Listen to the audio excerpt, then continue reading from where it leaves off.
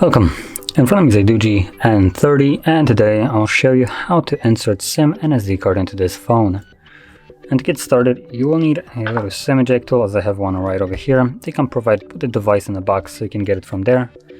And from there, once you have it, pop out the tray, which is located on the upper left side of the device. Push that pin in and the tray will pop out. And from here we have space for two different SIM cards and one SD card, so you can place them accordingly.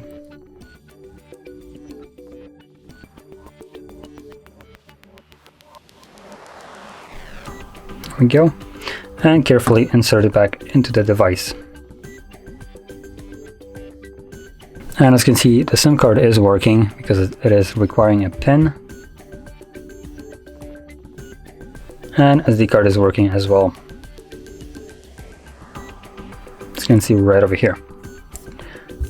So, if you found this video helpful, don't forget to hit like, subscribe, and thanks for watching.